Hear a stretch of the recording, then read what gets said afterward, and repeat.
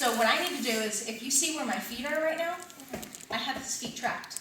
The purpose of that is if I start getting squirrely and I don't have that trapped, he can post this leg out and then I can't control him as well. Yeah. The goal of what I'm doing is to try to keep control of his limbs laterally, so either both on this side or both on this side. First step is to chop this. Next step is I need him to get forward so that he's not hitting me in the face and I can start actually reaching, because my little T-Rex arms aren't going to do a lot of damage like this.